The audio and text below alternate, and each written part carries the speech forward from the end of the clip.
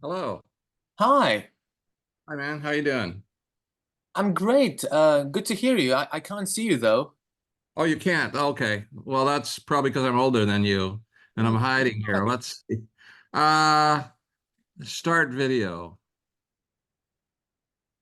Yes, I can see you now. Good to see you. Good to see you, man. Thank you. Thank you so much for agreeing to do the interview. I'm more than happy to.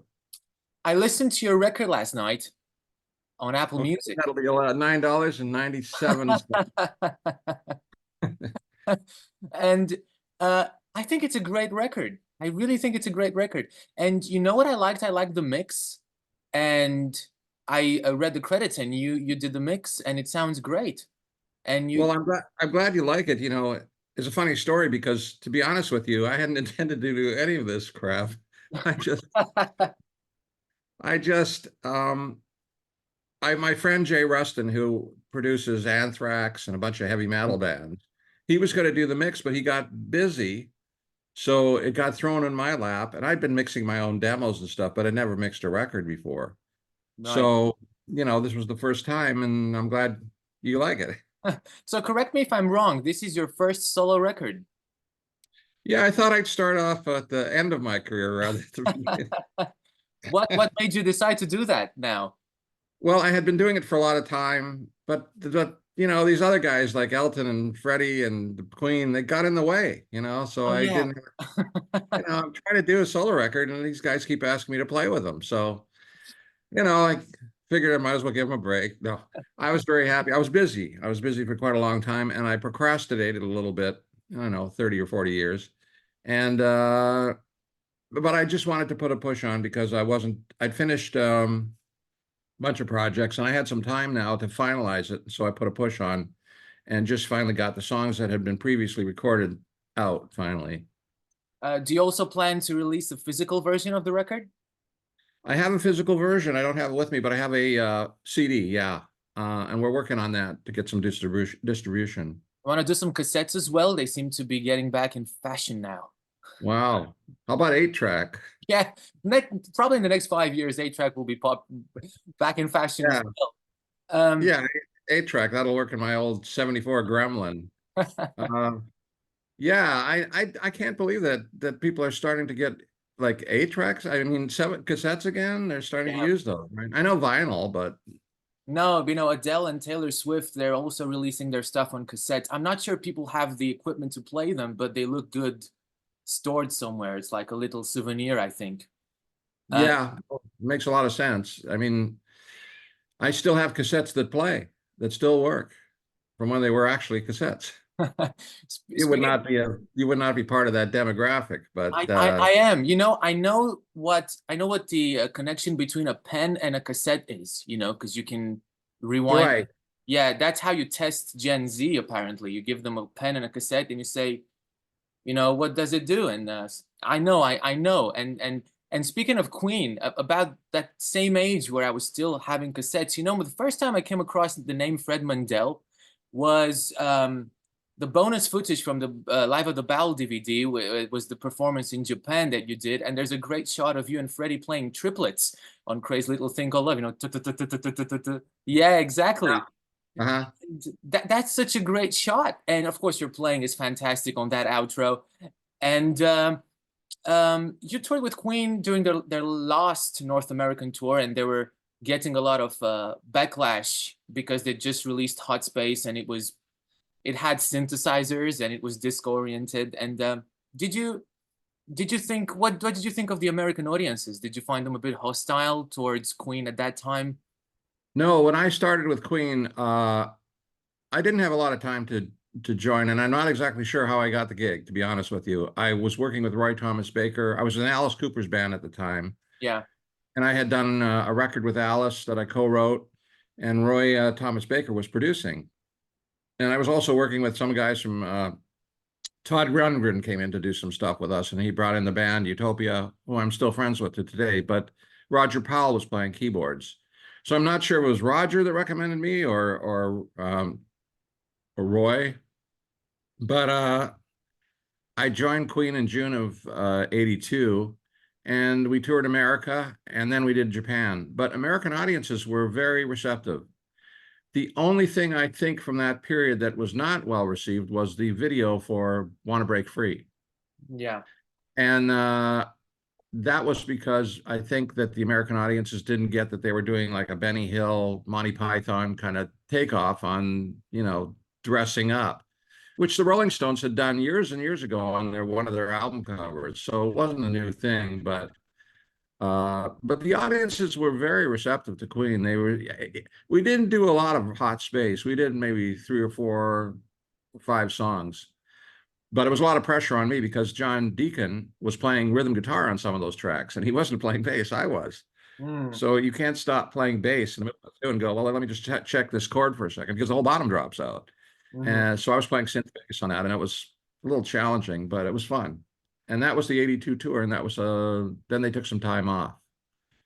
Yeah, you also did the you play guitar as well with Elton, and I find it interesting because I find these two instruments rather different, and I was curious to know how you switch, how does your brain switch between approaching the piano and approaching the guitar, because the dilemma was a lot of people think the "I Want to Break Free" solo is played on the guitar, and because it's a guitar like, it's built like a guitar solo, but it's played on a synth.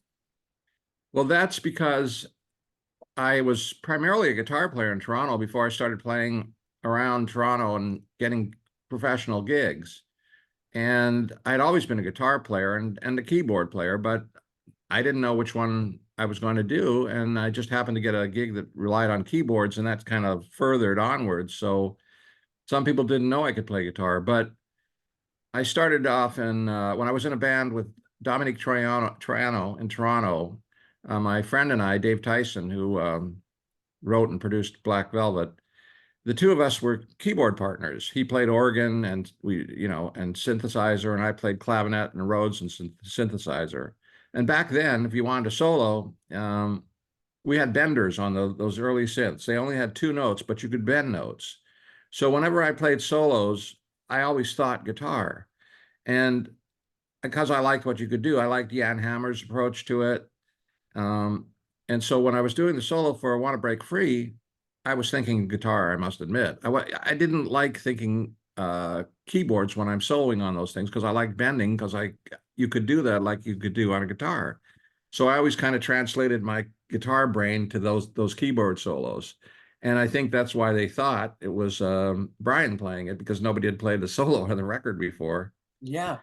And we punched the last note because the synth was set up for whole note, dun, dun, dun, like up a whole step. But when I got to the last note, I wanted to do an octave all the way down. So Mac, who was producing and engineering, we dubbed that last note. I said, I need to pull this down an octave. So I got to change the whole synthesizer. Hmm. He did that, and he caught the last note, which is actually quite a testament to his engineering. And that's the only thing we punched. And that solo, it was kind of I didn't realize that nobody had played a solo on a Queen record before. But, I guess there were political implications for that. But Brian and I are still friends, so that's the end of that thing. But that was, did you write the solo or did you do it on the spot? I did it on the spot. It was right on my head onto the tape, and I've never really played it since. I've tried to, I don't even know I can play that, if I can play that. So I'm sure I could if I sat down and worked at it, but it was a spontaneous solo, and I was trying to really lay back because I wanted to play kind of a laid back solo. And so I had a little bit of wah wah kind of thing in there, but it was a synth sound. It was a synth sound. And I think it turned out pretty good, but it was it was a one shot. And did you get any songwriting credits for that? No, because it wasn't really, I didn't consider that writing, it was just a little solo I threw in, and that was the end of it. The solo took approximately as long as it is on the track to do because it's one shot, sit down. Okay, you play something. John and I were the only ones in the studio. I think Freddie came in later, and then I didn't see Brian that night. I think he was out to dinner. But John said, "Can you play a solo?" I didn't think anything of it because when you do sessions, people are always asking you, "Can you do this? Can you do that?" So it didn't dawn on me that it was I was entering into the, Henry Kissinger realm of, diplomacy. So I just did it. Were you one of those kids that, because I see the sign with the Beatles behind you, were you one of those kids that started playing music because of the Beatles? Well, I wish I could say I was, but actually, I grew up a little earlier than that, and I started playing when I was 4 years old. So Mm. my influences were a little earlier than that. I had been playing quite a while on piano by the time the Beatles came out, and I'd been playing guitar since I was 8 years old. But when the Beatles came out, that was a big punch up, It was like, here we go. This is something I want to do. And that night was that started a lot of musicians' careers. The first performance on the Ed Sullivan Show. Yeah. Oh, yeah, I was playing a little bit before. I was playing stuff on the piano, Rock Around the Clock, and some other stuff. And my dad's friend was a boogie woogie player, and he showed me some boogie woogie stuff. But my hands were too small to play it. I was 6 years old when I learned it. It took me till I was 12 Mm. before I could reach the. But yeah, the Beatles were a spur, definitely. They got things going, but I had already been into rock and roll a little bit before that. But I was still pretty young. I was younger than all the other musicians that were playing. We moved to Toronto, and I was much too young to go to the clubs and stuff there. So the guys that were older than me that were playing around Toronto, like Joni Mitchell, Neil Young, Robbie Robertson, all the guys that became famous, and Steppenwolf that went to the States, they were all quite a bit older than me. So I was always the youngest guy in the band, the youngest guy here. I can't say that anymore, but I was always the youngest guy in the band. So, talking about your musical upbringing, you must have practiced a lot on your instrument. And my question is, do you still have a practice routine? I don't have a practice routine. As a matter of fact, sometimes I stay away from it for a long period of time and I go back and it helps because I get new ideas. I've never really been a good practicer because I taught myself to play, and I have a lot of bad habits, things that are not, conducive to classical oriented playing. My stuff is basically rock and roll and hammering away on the keyboard. I used to break a lot of keyboards. I don't do that as much anymore, but I just have to play to get myself in shape more than practice. But I do go back to regimens sometimes when I go back to doing scales and trying to coordinate things. And I'm starting to do that now because the funny thing is that the farther away you get from when you started, the more you realize you need to know and how little you know. So it's a constant struggle on guitar and keyboards to keep up. I play with a friend of mine who I think is one of the greatest guitar players in the world, Philip Sayce, and I've done all his records, and he's, I think, the best blues rock player out there. And I play with him, and he's younger than me, and I really have to keep up with him. But I have the same energy he does. We were both from Toronto, so Toronto was a high energy musician thing for playing. It wasn't a laid back thing. It was kind of, there was some fusion and stuff that came in with certain bands. So yeah, I do practice occasionally, but not to the extent. I actually spend more time on guitar because I find if I stay away from piano, I can go back to it. But if I don't play guitar, I start to lose calluses and chops, So, and you play yourself, right? Yeah, I do play drums and I do play a bit of guitar and piano. That's why I was curious about how you switch, how you switch your brain into, and a bit of bass. If you play bass and drums, they seem to be pretty similar, because they have that percussion thing. But also talking about guitar versus piano, what was the main instrument in when it came to songwriting? When writing this record, did you write on the piano or the guitar? Well, I wrote on both, to be honest with you. There's a song called Strawberry Hill, which sounds like a complete piano song, and I actually wrote it on acoustic guitar, Mm. and then translated it to the piano. But because I'm able to go back and forth between the instruments, it doesn't really matter what I write on. But I find that for writing rock and roll stuff, sometimes it's better to write on the guitar. But that song Rum Runner, which starts off the album, was written on piano. And I kind of think, the rock parts of Elton or Billy Joel or Little Feat or some of those guys who have piano-oriented rock tunes. But it is different writing on, you're limited to a different piano. You have the whole spectrum of the notes in front of you. Yeah. But there's different things rhythmically when you're playing guitar, if you're pushing things and the way you pick and just how it relates to your songwriting. Somehow it's more conducive to rock, to the things that I like to do.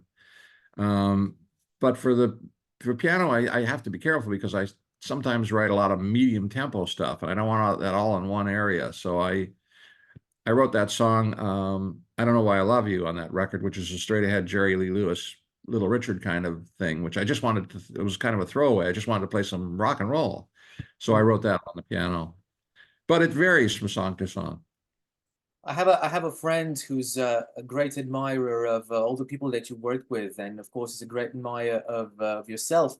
And I said, I think I'm going to talk to Fred Mandel on Monday, and he said, you know what, you should ask him about Queen and Supertramp, and you should ask him about the difference in touring life between Queen and Supertramp. Although I think I might know the answer to that one. Um, Uh, Queen was quite a bit wilder in the sense than Supertramp. yeah, Supertramp was a great experience in the sense that those guys loved to play, but Supertramp, which a lot of people don't really know, was basically an R&B band. They loved to go out afterwards and play old R&B stuff. And so we'd finish a concert playing for 30, 40,000 in, Cannes or someplace. And then we would go out to a club afterwards and sit in with the band. We did that many times around the country, in the U.S. particularly. And they were much more of a they were able to function in society in the sense that they were not recognizable a lot of the time. So we could go anywhere we wanted to go.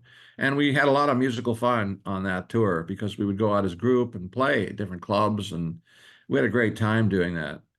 But Queen, they can't just go anywhere they want because they're so recognizable and they're, chased when people see them. But I had a great time with Queen because that's a unique band. There is nobody else like those guys. And it's, the four guys make such a great sound that it was a different thing touring with them. That was, everybody was going off in limos and stuff. And Supertramp would get into the taxi cabs and go to the gig. It's just that you guys can't do this. You're $1 million band. You shouldn't be in taxi cabs.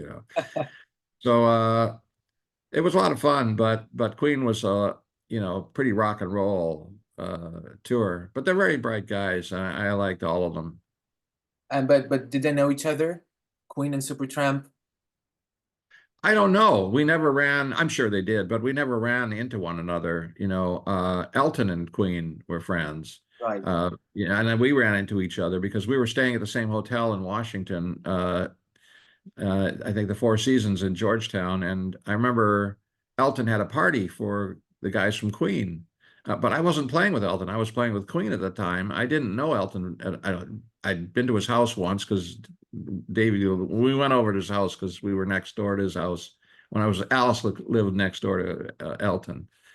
But Elton had a party at the hotel for the guys from Queen, and we all went down there and hung out, and it was a lot of fun. But I knew all the guys from the Elton's band from playing with them because two of them were in Alice Cooper's band. Yeah. You also I was gonna ask you about Live Aid. What are your memories of Live Aid? I was talking to Charlie Morgan, and I had this feeling that everybody who played, well, a lot of people who played Live Aid weren't really expecting it to be that big, and they only realized that until it got very close to the event, and everybody was like, "Oh, wait a minute, this might not be a little charity event. This is actually pretty big." Well, I knew when they picked Wembley that it was going to be big, but I didn't know how encompassing it was going to be worldwide because apparently there were like 2 billion viewers or something. Yeah. It was worldwide almost. So I hadn't really thought of that. It's just that there wasn't much time to think there. It wasn't like once you got there, Geldof had us set up in little trailers backstage. There were four of them. And one was for Queen, one was for Elton, one was for The Who, and I think Bowie. So we were all set up in this little encampment around this phony grass and umbrellas. And um, I think we went on after Queen because I went into their dressing trailer, and I said, "No, great set, guys." I thought it was really. They were asking me if I liked it. I saw part of it, but of course it was great. But we went on afterwards, and it was kind of chaotic because there were a lot of rules. You can't do this. You have to use this setup, and I had to stand up and play, which I don't like to do keyboard wise. So I was standing up, which I never do. But they had a rotating set of stuff, and you just take it or leave it, you know. Why is that? Uh, Why do you prefer playing sitting down? because when I play rock and roll piano, I'm really hitting a lot and I get off balance and I have a heavy left hand and I like to have, control of the instrument. And if I stand up, I can't, I've got one foot on the sustain pedal and I'm playing hard on the right hand and hard on the left hand. And it puts me off balance. I Mm. can do it, but I don't like it because I use the sustain pedal all the time for the way I play. And standing up just puts me off balance and I don't have the same control and it's awkward for me. So that I've always liked, most piano players I think like to sit down. Some guys stand up, I don't know the guy from great player, I forget his name, but there's a lot of guys that stand up, I understand that, but for me, I prefer to sit. Mm-hmm. Um, you also played, but correct me if I'm wrong, but I read in an interview that when you did In the Flesh, you weren't credited originally That's right. when you did the organ. Um, are there any songs that we might know of where you didn't get any performing credit? I don't know. I don't think so. I think I've gotten credit on most of the things that have been hits. But The Wall, the only two guys in this, there were three guys there. There was Bob Ezrin, producer, Yeah. and Roger and David. So my thing with that is they asked me to come and play organ. Now, I had not been an organ player particularly. I know how to play it, but I didn't remember how to turn it on because my friend Dave Tyson always played organ and I played clav and, Rhodes and synth. Yeah. So Bob Ezrin said, "Can you play organ?" And I said, "Yeah, sure, no problem." So I went down to the studio and I was just trying to remember how you turn a B3 on. It's turn on, run after start. I kept going in my head because you turn once, push one switch forward, then you push another one on and let the first one go. And it's a little complicated if you've never done it before. But I walked into the studio and the organ was already on, so I didn't have that problem. Uh, so I managed to bluff my way into that. And I said to David, do you get credit? Will I get credit on this? He said, the credits are already done. The album's already ready to go out pretty much. But he's given me credit in interviews and I got credit on the movie version of The Wall. Mm. So So it was a last minute thing. The organ was a last minute addition, it seems. yeah, it seems like I played on the show and in the flesh. So Yeah. that heavy organ you hear. What was that? And Yeah, sorry. no, they were cool with it. They let me do, what I wanted to do. They had a specific chordal sequence and I said I want to add to it melodically. So I started doing a little stuff and they liked it, so we left it in. But it was pretty quick session as I recall. Because But those two songs are pretty much similar. yeah, but was that common practice back in the day for guest musicians not to be credited all the time? I don't know. I think this was simply, I think most people were credited, at least I was on the records I played on for them, except Cheap Trick. I did some stuff for Cheap Trick and I don't think I got credit for it. Because I think I played on If You Want My Love, You Got It. But I didn't get credit on that. And Rick Nielsen, I met him, he said, yeah, he was introducing me to someone else's. And he said, yeah, this is Fred. He plays on our records and we don't give him credit. So I said, thanks, Rick. I appreciate that. Yeah. Um, but I did get credit on the wall eventually, and it seems to have stuck throughout the years. Something that I've noticed, and a lot of people might have noticed this and thought there's something wrong with my cassette, was the end of Man on the Prowl. What happens at the end of Man on the Prowl? Well, I just started fooling around because the take was basically over. So Right, I just started playing these little and then they cut it off. right, okay. Right. Yeah, that was just Mac's. I think a Mac or Freddie's idea, but I was just, I was basically done, but I kept playing. Oh, right. And It just seems like there's something wrong with the tape. Like, what is wrong with my tape? Because it just ends just like that, it just fades. yeah, Well, I'm glad we worked that fooled you. So It must have fooled a lot of people. yeah, And I guess. I didn't even think of that. Yeah. But it was just me playing all this nonsensical crap as after I finished playing this stuff. Because the story behind that tune is that Fred asked me to play. He said, "Why don't you come in the middle of the tune?" And then he said, "And they'll all think it's me." I said, "Well, what the fuck?" I mean, okay, I'll do it. What do I care? And being an honorable guy, he gave me specific credit for coming in and playing that rock and roll piano stuff. So, it was very nice of him. well, He you was know a good what? You know what? I actually thought it was him until I read the credits. So yeah. There you Uh, go. and Good work. the living on my own solo, which I think you also did, which I also think is a brilliant solo and in the same kind of heavy rock and roll style of Man on the Prowl. Was that improvised as well, or did you have any kind of preconceived structure of that one? No, there was no time, to be honest with you. I flew into Munich to do that session, and I was with Elton at the time. I think it was 85 when I went in. Yeah. Uh, and I was just there for 2 days, so everything was bang, bang, bang. I put some guitar parts on "Fooling Around," some R&B kind of ticky that kind of stuff.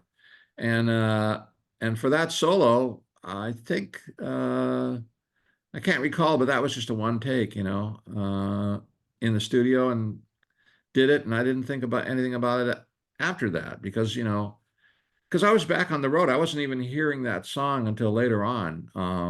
I didn't hear it on the radio because you're in different countries. When I was touring with Elton, and we were touring hard, so I was not in the same place all the time. It's not like you're sitting at home and you listen to your local radio station where you get to hear the things you want to hear.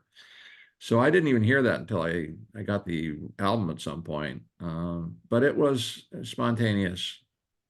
Yeah, so basically a lot of the time when you were recording, you didn't have any input when it came to choosing the takes or the mixing and the editing. So I suppose that a lot of the time you just did your work, but you never really knew if that thing was even gonna end up on the final product, right? Yeah, well, I mean, I would get approval after I finished playing. People would say, "Yeah, that's good. We like that," and or Mac would say that, and then so I knew that he liked it, and it would probably be used. But I didn't hear the whole thing, and I think Fred brought in Brian to play on some stuff that I didn't know at the time. Um, then I heard that afterwards. But yeah, most of that stuff was spontaneous. I came in, they had specific tunes that they needed stuff on. So they had a regimen. They had an idea of what they wanted to use me on. And I just went, we checked off a checklist and did what I needed to do. And then I flew back to England to continue touring with Elton. Yeah, which you did until I think 1990. Right. Um, those were some great years for Elton musically, but also his personal life wasn't exactly uh, great at the time, you know. No, he was having some issues at the time, that's for sure. And he checked himself into an institution and decided to take care of stuff in about May, June 1990. Yeah. And so he took about a year off at that point. Are there any artists you uh, had the chance to work with, but your other commitments prevented you from doing that? Yeah, well, Queen. Um, I don't know whether I would have been asked back or not, but Queen took about a year off afterwards. And by the time they were starting to go back again, I think they might have used me. I don't know. I'm not, arrogant enough to assume that they would have, but if they had, I was already working with Elton. And they managed to get Spike, who was a good player, and he ended up staying with them for years. mhm. Uh, but I couldn't do that. I got the gig with Foreigner at one point, but then I found out that Elton wanted me to record, and I had already been touring with Elton. I didn't know if, after I did a tour with Elton, I didn't know if he wanted me to do the recordings with him as well. It was my first year with him. So I had auditioned with Foreigner and got that gig in New York. And then uh, I found out that Elton wanted me to continue and do the next record, and I had to pass on the Foreigner gig. And I told Mick Jones I was sorry, but I had to do the Elton thing because I'd been with that band already, and they were my friends. So I didn't know I was going to be used for that, and I ended up doing it and turned into another 7 years. Yeah, you played on a lot of Elton stuff that I love, you know, Healing Hands and Sacrifice. And you did the Nikita solo, right? If I'm not mistaken. And I read you programmed the bass part from Mona Lisa's and Mad Hatter's Part 2, and I think that's a brilliant record. Well, it's funny. I'm glad you like that. Some people don't. It's mixed. It depends. That period is kind of mixed because people don't like that album, Leather Jackets. But I don't know why. Everybody has their own tastes. Look, when I did the Flush the Fashion record with Alice, a lot of people didn't like it, and now I see reviews that say it's one of their favorite records. So things change. But the Nikita solo was a tough one. That was a little more complicated because it's classically based. I was basically trying to do like a Beatles trumpet type of thing. Now I that was you thinking, mention it, yeah. yeah, I was trying to think of that from their early records from Sergeant Pepper's and stuff where they used brass instrumentation. Mm, Um, that's what was in my head when I was thinking about that part. But it was a while because that was not a one take solo. I was gonna ask you that. Yeah. Yeah, yeah. I'll admit that we did some punching on that one. But the other stuff, I mean, you just never know. I mean, I don't want to go on with you like that, for instance, right? Yeah. I had I'd spent a lot of time working on the rest of the record on Red Strikes Back, and I spent the length of that song working on that song. I sat down and then I put on a string pad from beginning to end once, one take, and that was it. I got up and then went back to working on the rest of the songs. We came to the United States, and the corporate guys came in and listened to the record, and they said, that's the single." I said, "What? That's the single?" It took 3.5 minutes to do. I spent months on the other stuff. So anyway, they picked that, and it went to number 2 in America. So you just never know. But yeah, I mean, there was some good stuff. Healing Hands. I'm not sure. Yeah, that was a lot of sequencing on that, but the Mona Lisa part, I think I was done in my hotel room. I had a little computer with me. Well, it wasn't so little. It was a big Mac in those days, 512K enhanced. And I took that back to my hotel room with a little MIDI keyboard and put that bass part together in the hotel room. And then I brought it back the next day and synced it. I also did the same thing with God Invented Girls on Red Strikes Back. I was doing quite a bit of sequencing because it was getting very synthy in the 80s, which is Yeah. kind of funny because I became a synth kind of specialist, whatever that is, but I took it to where I could. But I'm really a piano guitar guy. I mean, but in Elton's band, we kind of already had a piano player. So I was relegated to doing all the other stuff that, is necessary. And so, yeah. Another great song that you co-wrote was "She Blows Hot and Cold." I think it's a shame that didn't make the record, but I actually think that's a great song. From Well, his it was kind of a fun thing that we did together. And I didn't even realize that it had even been released until Mac told me. And I found out it was a B-side on something else. Yeah. But that was kind of an impromptu thing in the studio where we were just bouncing ideas off one another. Uh, and it ended up being a complete song. Well, Fred, thank you very much for your time. It was You're great to welcome. talk to you. It was great to talk to you. I'm glad you accepted to do this. Um, My pleasure. And you're in Romania, right? yeah, I'm in Bucharest. Yeah, Bucharest, near yes. the Danube. I was actually born in a town that actually has the Danube passing through it, so I used to see that every day. And Uh, why is your English so good? a lot of people ask me that. Well, I think it was because in Romania we do not dub the movies; we use subtitles. And as a kid, we had HBO and all that stuff, so you kind of picked up the Oh, language. Plus, I think it might have helped. I mean, the fact that I was interested in music might have helped when it came to picking up the accents. So and lyric. Queen records as well. You know, So, they so you guys, so you're saying Queen records are educational for the youth. exact for Eastern European youth, for the Eastern European youth of the late 90s. Yeah, yeah. Yeah, good to know. Well, Well, we toured behind the Iron Curtain for a while in the 80s before the wall came down. But Yeah, but not in Romania. The rules were very strict. We had, I think, Procol Harum and maybe two or three other bands were able to tour Romania uh, before 1990. The best we could do was go to Budapest and see Tina and Elton and Queen maybe, because they were a bit looser when it came to the rules, but this was very strict. And you know what? Most bootleg, there were a lot of bootlegged vinyl in the 80s, and yeah, I know. Elton is very popular in Romania, but not with the stuff that he did in the 70s, but with the stuff that he did in the 80s, and coincidentally, the stuff that he did with you. So if you go Oh, into any old record store that sells secondhand vinyl, you'll find like Czechoslovakian and Bulgarian bootleg copies of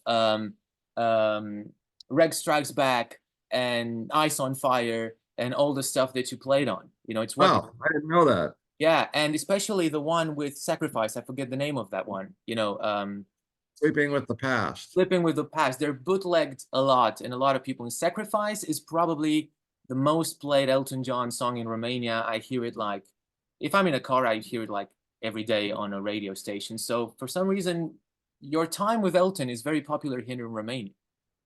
So you mean I'm huge in Romania, and Yeah, you I are. I won't even have to talk to you if I get there. You'll have to get in touch with me through my people. Exactly. So Uh, I'm glad I caught you nice now. to know. Well, hey, that's great. It's nice to know there's a market there. Yeah, but I honestly I had no idea. We had played Czechoslovakia Yeah, and Poland yeah. and Yugoslavia, which is not Yugoslavia, but and in the 80s, when it was early 80s. I think it was with the original band, it was so it must have been 85s maybe when we were behind the the curtain there. We did 2 weeks, but we never played Romania as far as I remember. I don't know what are they playing? Are there albums there now? Uh, Concerts? Oh yeah, all the time, all the Oh, time. okay. There's a lot Okay, of so it's stuff going changed on. a lot. Yeah, which means you should come to Romania and promote your record and do a show. Well, that would be fun. I appreciate the support. I'll put that. No, I'd love to play somewhere, but I'm just waiting to see what happens with this album. It's just come out, and I'm gonna see where it leads, But I appreciate you and your questions. I appreciate that. That's great. Well, thank you very much. I'll send you the link when this is all up, just to see how it looks like. And thank you again for agreeing to do this. Oh, my pleasure. Thanks for doing the interview. We'll keep in touch. Thank you so much. Thanks a lot, Alex. Take it easy, man. Have a great day, Fred. Bye bye. Thank you. Bye.